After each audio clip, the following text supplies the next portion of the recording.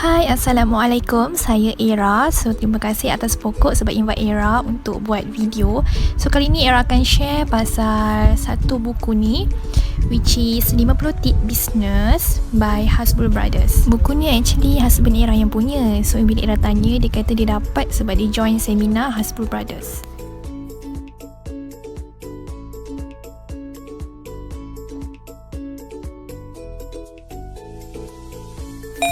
Jom Era kongsikan beberapa topik yang Era dah baca daripada buku ni.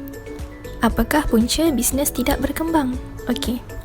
Apabila bisnes tidak berkembang, kita seringkali kaitkan dengan beberapa masalah ni. Nombor 1 adalah produk sudah kurang permintaan. Nombor 2 pula, pesaing sudah ramai. Nombor 3, kuasa membeli menurun. Nombor 4 pula, orang kata meniaga zaman sekarang susah, ekonomi dah teruk, sudah tak macam dulu. Betul ke? Itulah sebab-sebab biasa yang sering kita dengar. Mungkin adalah betulnya. Banyak juga yang tak sedar, kemungkinan besar bisnes tak berkembang disebabkan 6 perkara ni. Apakah perkara-perkara tu? Nombor 1 adalah mindset. Kita masuk bisnes dengan mindset hanya mahu buat duit tepi, bukannya mindset mahu bina bisnes yang berkembang secara konsisten tiap-tiap tahun. Apabila mindset kita berubah, gerak kerja kita pun automatik akan berubah. Kalau kita nak bisnes kita berkembang dengan lebih besar, mestilah kita kena bekerja lebih keras, betul tak? Nombor 2, tidak asing duit peribadi dengan duit bisnes. Pengurusan kewangan tak diambil perhatian. Urus kewangan tidak betul antara sebab bisnes kita tak dapat survive. Nombor 3, kita tak rancang untuk bangunkan bisnes secara berpasukan. Kita selesa dengan gaya solo. Semua isu dan beban kita tanggung ke atas bahu kita sendiri. Kan kepenat tu? Nombor 4, kita tak nak upgrade ilmu bisnes. Kita selesa je dengan keadaan sekarang. Kita tak nak lalui cabaran baharu. Ilmu jualan ni sekadar nak buat duit tepi je. Korang kena tahu bahawa ilmu untuk mengembangkan bisnes tu adalah lain, okey? Dia tak sama dengan ilmu sekadar nak buat duit. Nombor 5, kita hanya fokus kepada aktiviti menjual semata-mata. Ya, betul. Dengan menjual kita dapat duit, tapi lepas dapat duit tu macam mana? Nak urus duit tu macam mana?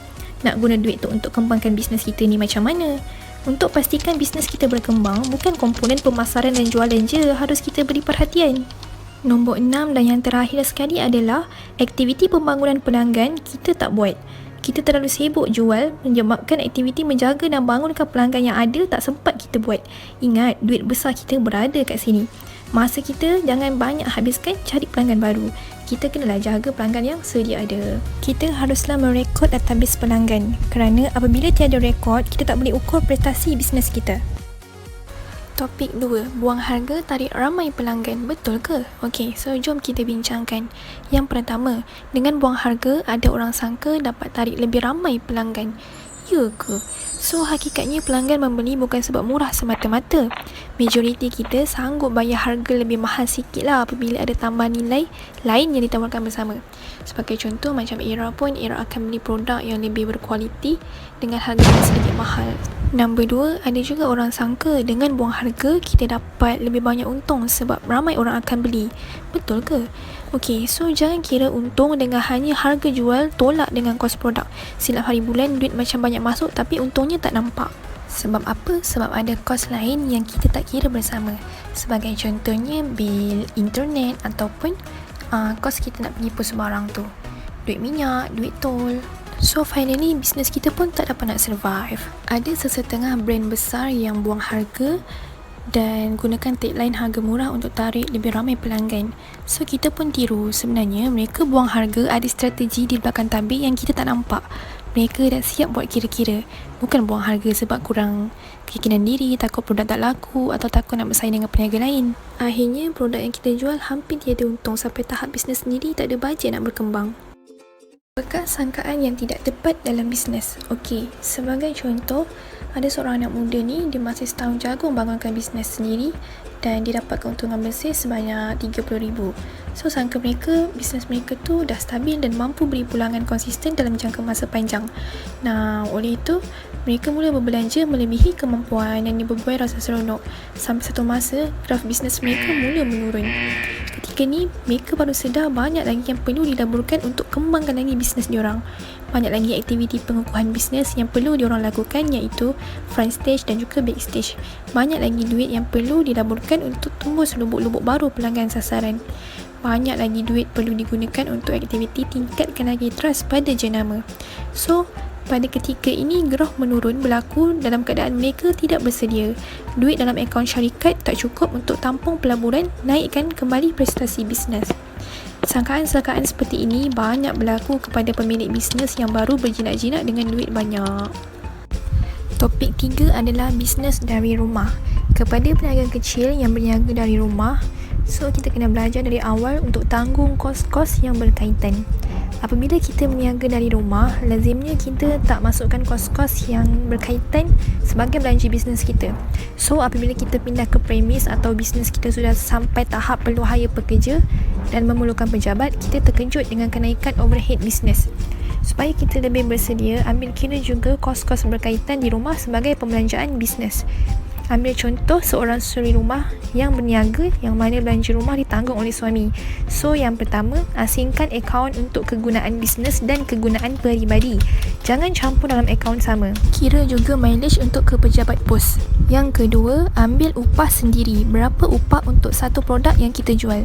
So, apabila kita belajar daripada awal untuk tanggung sendiri kos-kos tersebut, walaupun kita berniaga dari rumah, kita sebenarnya sedang latih diri kita untuk buat sesuatu yang memang mana-mana bisnes wajib buat.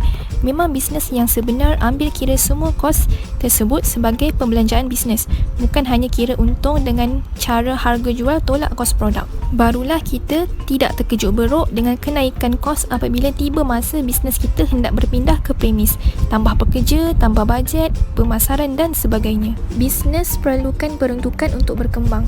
Ia berbentuk duit, bukan daun. Duit datang daripada untung yang disimpan dan dilaburkan semula. So, ada yang tanya, "Tuan, bisnes saya masih kecil, untung saya bulan-bulan masih bawah 2,000. Duit itulah saya nak tanggung keperluan hidup. Macam mana nak simpan?" So, walau macam mana keadaan bisnes kita sekarang, jangan guna alasan tu. Cuba sedaya upaya supaya bisnes dapat bayar gaji kita. Pada masa yang sama, ada lebihan. Bukan apa, sebab kita risau bila bisnes kita untung 10,000 pun kita masih nak guna alasan yang sama. So, tabiat yang tak baik tu sebatilah dalam diri kita. Tabiat apa? Tabiat pantang nampak untung. Semua mahu dicuri masuk poket sendiri. Bila semua dah masuk dekat poket kita sendiri, macam mana kita nak gerukan bisnes kita? So, dekat sini kita kena study betul-betul lah cara untuk kita uruskan kewangan. Ubah mindset kita. Ingat, bisnes bertambah baik kuncinya pada konsistensi, buat perubahan dan penambahbaikan. Pastikan kita buat bisnes untuk bertahan lama, bukan hanya untuk tunjuk hebat pada orang lain. Sesungguhnya, segunung ilmu yang kita belajar itu menjadi lebih bernilai apabila ia diterjemah kepada tindakan yang konsisten. Kenapa sebahagian orang sukar nak temui titik kejayaan dalam bisnes? Okey, kita kadang-kadang terlalu mudah untuk putus asa. Kita buat bisnes ni sebab dorongan duit semata-mata. Buat bisnes bulan 2, tak dapat duit, lepas tu kecewa. Salahkan sekeliling, salahkan cikgu, salahkan rakan kongsi, terus berhenti buat. Orang yang betul-betul berjiwa bisnes ni, dia ada satu kegilaan. So, apa kegilaan dia tu sebenarnya? Kegilaan untuk buat sesuatu sampai jadi. Tak kira apa yang berlaku. Tidak jadi 5 kali, aku cuba 6 kali. Kali ni dengan cara yang lebih bijak. So, apa ada hal? Okeylah, Ira rasa sampai sini je perkongsian Ira untuk video kali ni. So, siapa yang suka jangan lupa klik button subscribe. Thank you for watching.